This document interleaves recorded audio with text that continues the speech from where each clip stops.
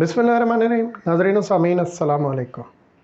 पाकिस्तानी मईशत के हवाले से बातचीत करने के लिए मैं हूं आपके सामने मोहम्मद नदीम सरवर।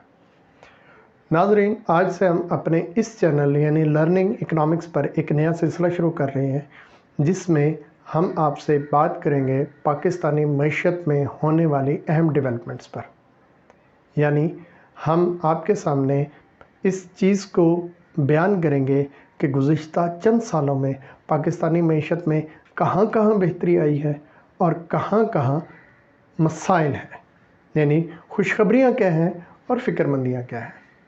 मेरी पूरी कोशिश होगी कि ये तमाम बातें आप तक दुरुस्त आदाद व शुमार के साथ आसान और आम फहम ज़बान में पहुँचा सकूँ।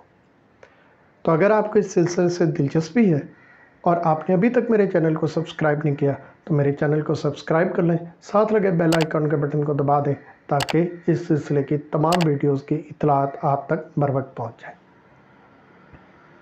तो इस पहली वीडियो में हम बात करेंगे पाकिस्तानी मईशत में होने वाली अच्छी डेवलपमेंट्स यानी खुशखबरियों की। तो पहली खुशखबरी ये है कि 30 जून 2021 को ख़त्म होने वाले माली साल में पाकिस्तान ने अपनी तारीख की सबसे ज़्यादा बरामदात की। हमारी कुल बरामदात 31 अरब 56 करोड़ डॉलर रही। थोड़ा सा आपको माज़ी का बता दूं तो माली साल 2013 में बरामदात की कुल मालियत तकरीबन 31 अरब 53 करोड़ डॉलर तक थी। 2016 में बजाय यानी 2013 से 2016 तक बजाय इसमें बेहतरी आने के इसमें कमी आती रही और 2016 में ये गिर कर 27 अरब 43 करोड़ डॉलर तक जा पहुँचे। ताहम इसके बाद इसमें आहिस्ता आहिस्ता थोड़ी थोड़ी बेहतरी आना शुरू हुई और 2018 में हमारी कुल एक्सपोर्ट्स की मालियत थी 30 अरब 62 करोड़ डॉलर। यानी 5 साल के दौरान एक्सपोर्ट्स में इजाफे की बजाय कमी हुई। दूसरी तरफ दरामदात में मुसलसल इजाफा हुआ, जिसकी वजह से 2018 में मुल्क को तारीखी करंट अकाउंट डेफिसिट यानी खसारे का सामना करना पड़ा। मौजूदा हुकूमत के पहले माली साल में भी बरामदात में कमी का सिलसिला जारी रहा। माली साल 2019 में कुल बरामदात 30 अरब 22 करोड़ तक रही। ताहम अगले साल से बरामदात में बेहतरी नज़र आना शुरू हुई और मार्च 2020 तक कुल बरामदात 22 अरब 63 करोड़ डॉलर थी। इसके बाद जैसा कि आपके इल्म में है कि पूरी दुनिया में कोरोना वबा की वजह से लॉकडाउन हुआ, हमारी भी इंडस्ट्रीज़ बंद हुई, जिसकी वजह से हमारे एक्सपोर्ट्स के ऊपर बुरा असर पड़ा। ताहम अल्लाह का शुक्र है NCOC के इक़दामात की वजह से कोरोना की वबा का फैलाव खित्ते के दीगर ममालिक की निस्बत बहुत कम हुआ, जिसकी वजह से हुकूमत ने एक बड़ा फ़ैसला किया, दिलेराना फ़ैसला किया कि एक्सपोर्ट इंडस्ट्री को खोला जाए। हुकूमत ने साथ ही दीगर इंडस्ट्रीज़ और एक्सपोर्ट इंडस्ट्री के लिए भी इलेक्ट्रिसिटी का पैकेज अनाउंस किया। अब जबकि हमारे हमसाया ममालिक में इंडस्ट्रीज़ बंद थी, हमारी इंडस्ट्री खुली तो वहाँ के भी ऑर्डर्स हमें मिल गए, जिसकी वजह से टेक्सटाइल अपनी फुल कैपेसिटी पर चला, जो कि कई सालों बाद हुआ और हम रिकॉर्ड एक्सपोर्ट करने के काबिल हुए। नाज़रीन, बरामदात यानी एक्सपोर्ट्स की हमारी मईशत और किसी भी मुल्क की मईशत में कलीदी अहमियत है। बरामदात के ज़रिए हम डॉलर्स कमाते हैं, जिससे हमें बैरून मुल्क अदायगियों में भी आसानी होती है और फॉरेन रिज़र्व्स यानी गैर मुल्की ज़र मुबादला के ज़खायर भी बढ़ते हैं। बरामदात से मुल्क की सनत के अंदर भी बेहतरी आती है, नई इंडस्ट्री लगती है और रोज़गार मिलता है। थोड़ी सी बात कर लेते हैं इस इजाफे के असबाब पर। मेरे ख्याल में एक्सपोर्ट्स में इस इजाफे की सबसे बड़ी वजह रुपए की कदर को मार्केट पर छोड़ देना है। माजी में सियासी मामलात की वजह से हुकूमतें रुपए की कदर को मसनूई तौर पर बुलंद रखती थी, जिससे एक्सपोर्ट्स का नुकसान होता था। मैं आपको एक मिसाल से समझाता हूँ। अगर रुपए और डॉलर का एक्सचेंज रेट 100 पर है, यानी $1 के बदले 100 रुपये, और आप कोई भी चीज़ बनाते हैं जिसकी कीमत 300 रुपये बनती है, تو وہ بیرون मुल्क की मार्केट में जाएगी तो वहाँ के कस्टमर को $3 की मिलेगी।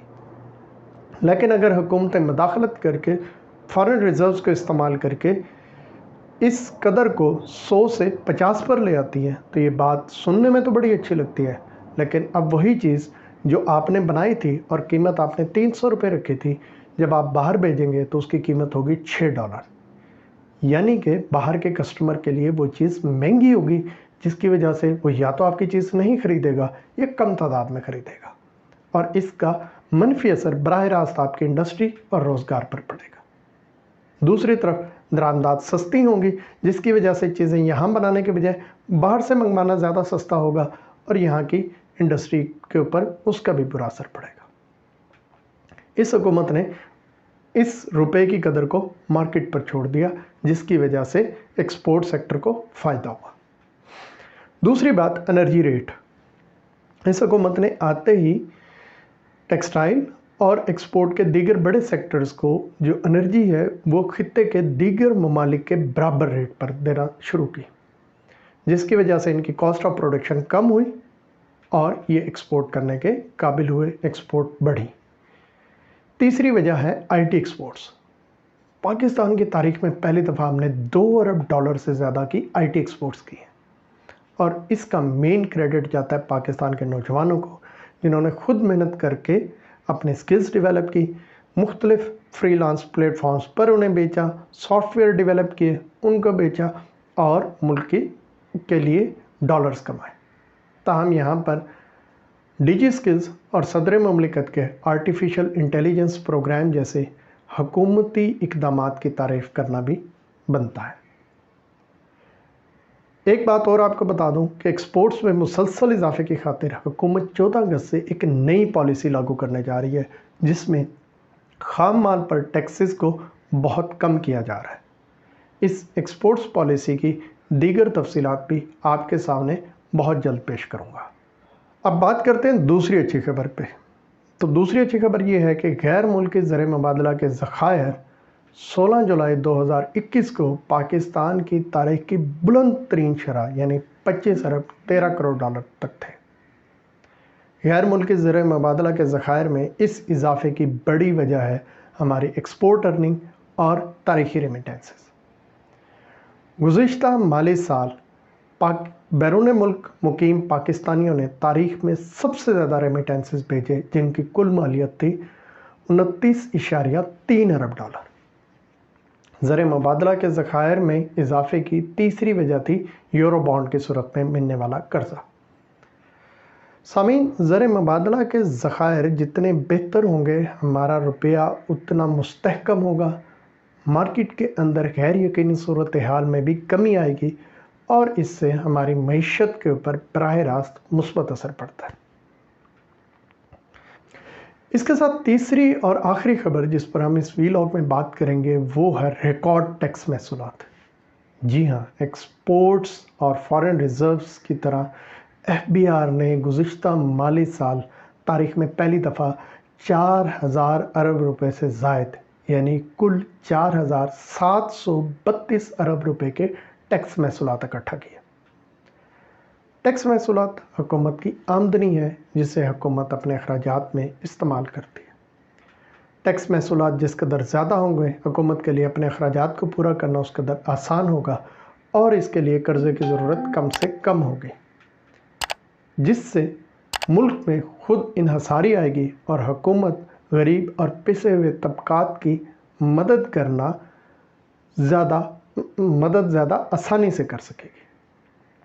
मैं आपको ये भी बता दूं कि टैक्स महसूलात में बेहतरी का ये सिलसिला नए माली साल के पहले माह यानी चंद दिन ख़त्म होने वाले माह जुलाई में भी जारी रहा और FBI ने इस माह कुल 413 अरब रुपए का टैक्स इकट्ठा किया, जो कि मुकर्ररा हदफ से 71 अरब रुपए ज़ायद है। इन तमाम बातों के साथ कुछ एतराज़ात का जवाब भी मिल जाता है, जो कि मुख्तलिफ मुआशी माहिरीन और दीगर लोग करते रहते हैं। मिसाल के तौर पर कहा जाता है कि हुकूमत ने इकनॉमिक ग्रोथ का जो नंबर बताया है वो दुरुस्त नहीं है। लोगों का ख्याल ये है कि मुआशी सरगर्मियाँ तो बिल्कुल रुकी हुई हैं, तो इतनी इकनॉमिक ग्रोथ कहाँ से आई। تو یہاں پر سوال پوچھنا بنتا ہے کہ اگر معاشی سرگرمیاں واقعی رکی ہوئی ہیں تو حکومت نے اتنا ٹیکس کیسے اکٹھا کر لیا؟ کیونکہ ٹیکس یا تو آمدنی سے ہوگا اور یا پھر انڈائریکٹ ٹیکس ٹرانزیکشن سے ہوگا۔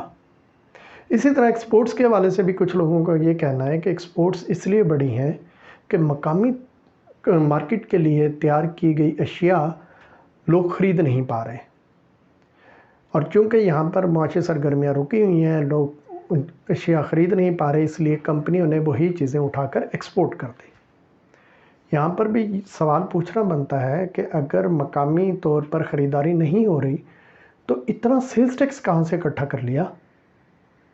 ویسے بھی عمومی طور پر ایکسپورٹ مارکیٹ اور مقامی مارکیٹ کے لیے اشیاء الگ الگ کوالٹی کی تیار کی جاتی ہیں، تو عموماً ایسا ممکن بھی نہیں ہو پاتا کہ مقامی استعمال کی اشیاء کو اٹھا کر ایکسپورٹ کر دیا جائے۔ اس لیے ایسے تجزیات ٹھوس حقائق کی بنیاد پر نہیں بلکہ ذاتی جذبات کی بنیاد پر کیے جاتے ہیں، جن کا حقیقت سے کوئی تعلق نہیں ہوتا۔ تو ناظرین، اگلے ویلاگ میں ہم بات کریں گے ان پہلوؤں کی جو معاشی طور پر تھوڑے سے پریشان کن ہیں۔ اگر آپ کو یہ سلسلہ اچھا لگا تو آپ سے گزارش ہے، ابھی تک چینل کو سبسکرائب نہیں کیا فوراً سبسکرائب کر دیں۔ کمنٹس میں اپنی رائے سے ضرور آگاہ کیجیے گا۔ تھینک یو، اللہ حافظ۔